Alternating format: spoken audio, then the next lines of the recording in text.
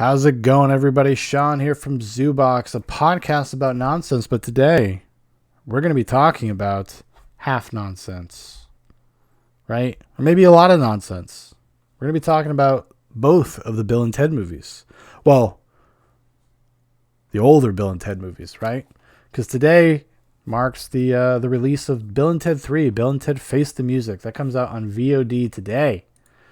So everybody's going to have a chance to run out and see it. And I'm probably going to watch it. So I was like, oh, I'll revisit the older ones. These are not like big movies for me. Like, I didn't grow up with these movies. I don't have a lot of strong nostalgic ties to them. I like them well enough, you know. It's just not something that was like in my house. I don't know why. It's probably my parents' influence, my dad's influence. Like, maybe he just didn't give a shit about them. So I just wasn't exposed to them a lot. They were came out a little bit before I would have been aware of stuff, like to go seek something out. So I saw it. I think I probably saw it on cable like a few times.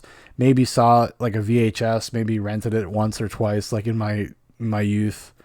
But I just don't have strong connections to it. I have strong memories of it. Like, I remember the movie. It's a very memorable movie, or both of the movies are very memorable for different reasons. And we'll get into some of those, but I just didn't have, and I don't have, like, a ton of like nostalgic affection for them, I guess would be the way to put it.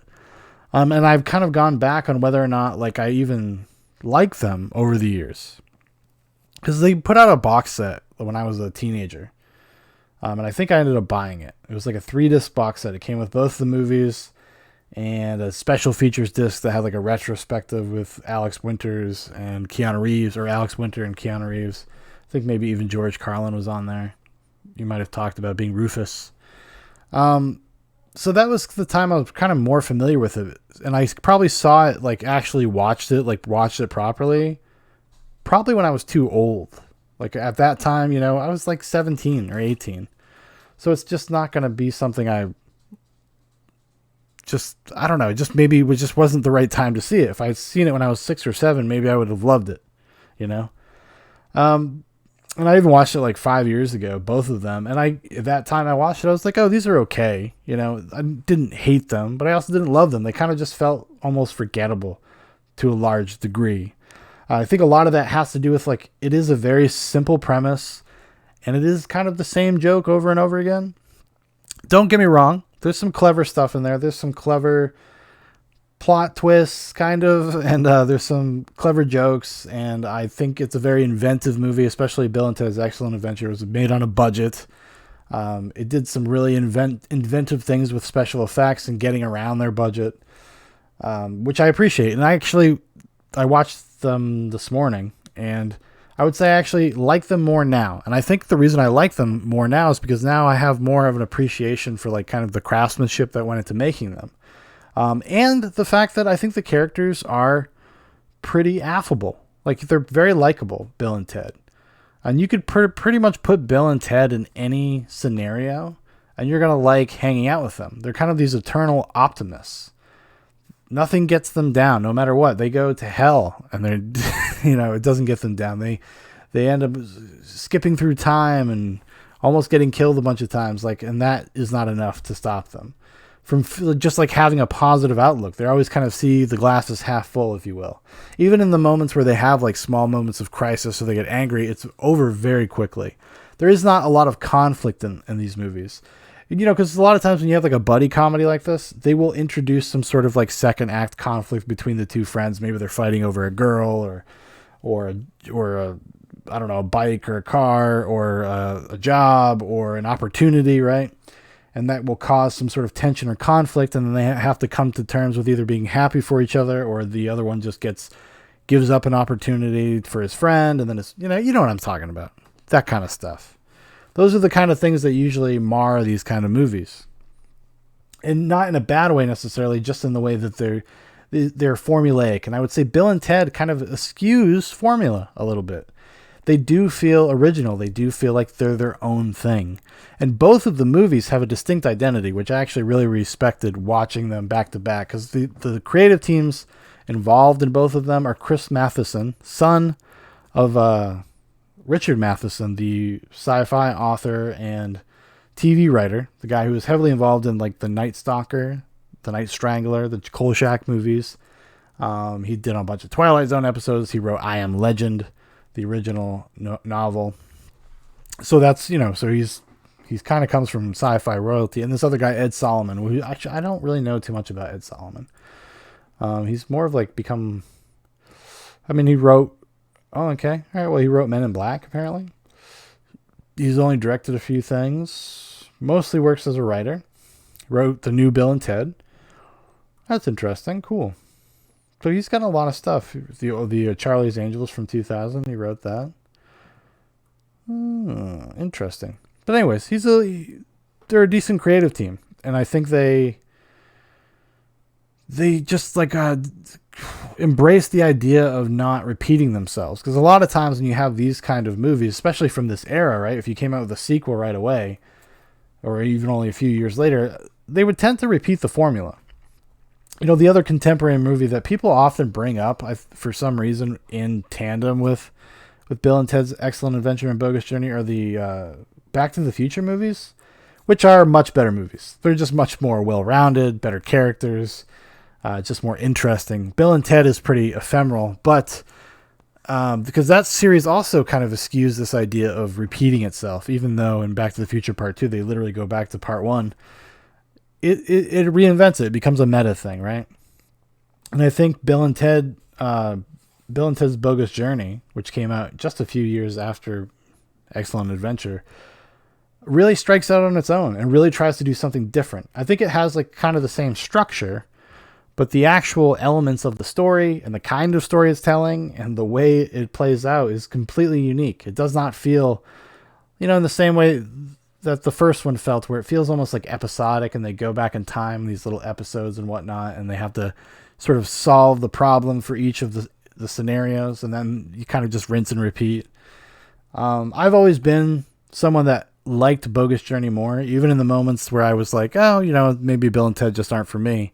I always liked Bogus Journey. I think Bogus Journey is a really cool kids movie. It's kind of cool in the same way something like Matilda is cool. It's a little dark. It's a little scary. It deals with a slightly more serious subject, but it does it through the prism of Bill and Ted. And I'm a big proponent of kids' movies being a little edgier, being a little scary sometimes. I think that's something like as a culture maybe we miss.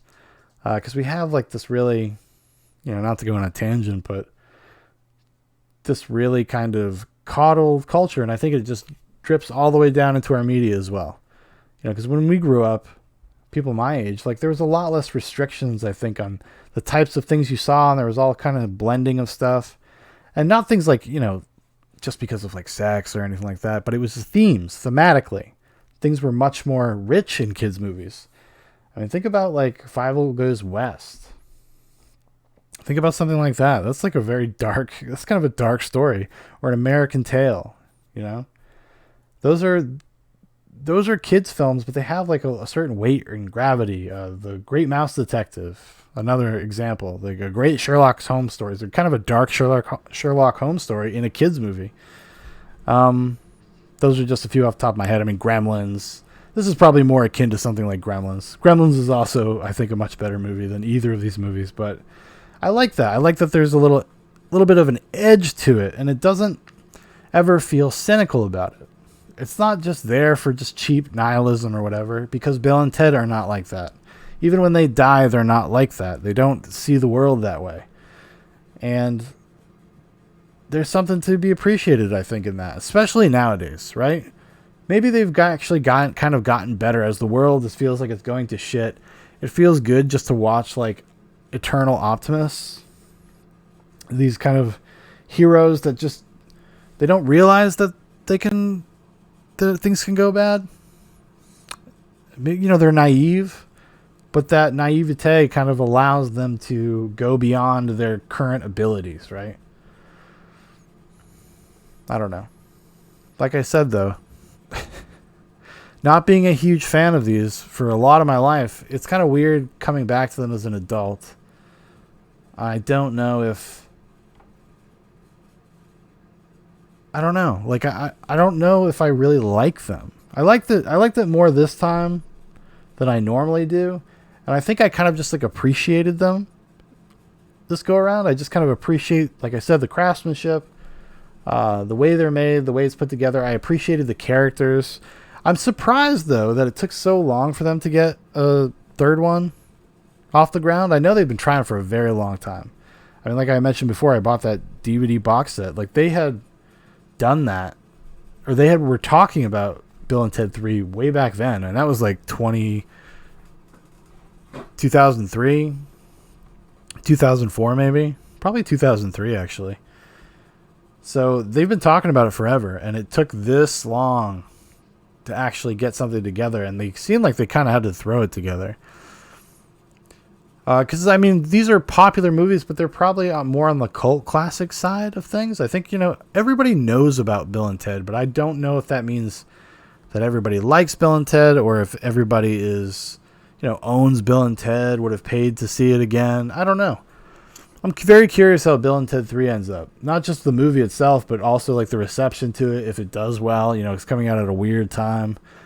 So it's coming out both on video on demand and in theaters. So it's going to be interesting to see how the world reacts to Bill and Ted. I saw a few very short kind of things, and the people seem to like it, which kind of gives me pause, because like, oh, it's just this... this affront to the world we live in today, just the break you need. And maybe they're right. I hope so. I'll probably check it out later, and then I'll make my determination. But coming at it as somebody that's not just like a huge fan, I am curious about it. I really like William Sadler, Bill Sadler. He plays Death in Bogus Journey. He's awesome. He's a lot of fun in this movie, because he's one of these great character actors that kind of just commits to whatever he's in, and he really commits to the silliness. He really commits to kind of this weird ego stuff that goes on with Death that is kind of going on in the background. There's a lot of like really clever stuff in Bogus Journey that is really all under the surface, all very downplayed. It's got kind of this big over the top kind of moments, but a lot of the comedy, a lot of the funnier stuff is actually pretty subtle. And it's got a beautiful aesthetic design. I really love. It's kind of got this German expressionism style to it. It's got some very inventive kind of nightmare sequences that were a lot of fun. Just even in a vacuum, they're a lot of fun. I really like Alex Winter and Keanu Reeves in these roles. They're really fun. And I really liked, what's his name? Rufus. I said his name before. Come on. Serious. George Carlin. There we go. Now there's my brain. Took me a second there. I had to click over. Again. It's late. Yeah, George Carlin. I'm a big George Carlin fan anyways, which is weird because I grew up with him watching a television show, Shining Time Station. Do you remember Thomas the Tank Engine? The American version? We had like these bumper segments that took place at Shining Time Station, and Mr. Conductor would come out and tell you the story of Thomas the Tank Engine, and that was George Carlin. And I think the guy before him was Ringo Starr. Yeah. That was when I first saw George Carlin, yeah. And then I grew up and I enjoyed his stand-up, enjoyed his comedy. And he's interesting in this. I mean, he's not... he's got a great look for it. I would say more so than like gives a great performance or anything like that. He's just got a fun look, and it's a fun presence to have in a movie like this. It adds almost an element to the subversive nature of the film.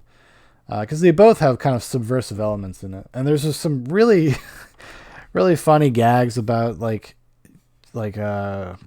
Bill's dad like dating a girl that just graduated like 3 years before Bill, or he's married to her. His stepmom's like 21. And then in the sequel, Bogus Journey, she's now married to Ted's dad. And there's lots of like weird, funny jokes like that. But it's all done very clean. It's not like gratuitous or weird about it. They do a good job, and I really enjoyed kind of experiencing the innocence of it, I suppose. It made it interesting. That's for sure. They made me interested. Yeah. I'm sorry. I'm probably disappointing a lot of people, because I know a lot of people really love Bill and Ted. And I don't hate it. Like I said, I liked it more this time than I have in the past few times I've seen it, or seen them rather. I think there's some clever stuff in there. It is the problem, I would say, at the end of the day, is that they're both very one note. And it is because of the static nature of Bill and Ted. It is kind of the same joke, basically. Sure, the words are different, but the intention and the tone, it's the same thing over and over again. And as different as Bogus Journey is from Excellent Adventure, when you watch them back to back, you notice that the structural similarities, but you also notice that it is these perpetual kind of fish out of water stories and jokes for both of them, you know? While I think Bogus Journey plays a little smoother, it's a little less episodic. It does feel like that, you know, they go to a new place, they have to kind of, oh, what's this? What's going on here? We got to dress in silly clothes and misunderstandings. Misunderstandings because we're not from this time. We're not angels in Bogus Journey. So that stuff doesn't like ever play poorly, but at some point it stops being like funny in the same way, right? It's just somebody telling you the same joke for 90 minutes. Which is, when you're a kid, that's cool because that's all you need. But, you know, I'm guilty of that too. You know, I'm guilty of liking things like that. Like, I like Anchorman 2. Yeah, think about that. I enjoy the film Anchorman 2, which is just the same joke over and over again, basically, as well. That's what happens when you have, like, you know, comedies that are very character specific based on the affects and the kind of eccentricities of a one character or a few characters, that they just do nothing but play off of those eccentricities. And a lot of times those things become redundant as a result. What are you going to do? All right, everybody, I think I've talked enough about Bill and Ted's Bogus Journey and Bill and Ted's Excellent Adventure. Now you know what I think. I will probably do, I'll try to do a quick review right after I watch Bill and Ted 3, maybe. So maybe it'll be uploaded shortly after this one is. We'll see what my kid's doing. It's really up to Foster. All right, everybody. Thanks for watching. Thanks for listening. If you'd like to know more about Zoobox, if you'd like to keep up to date with everything Zoobox Nation, there's a bunch of links in the description for Facebook, for Instagram, for my personal Twitter. Talk about movies a lot on there. If you'd like to make a request for one of these daily videos, just drop it in the comments and we'll put it on the list. Yeah, that's about it. You have a great one.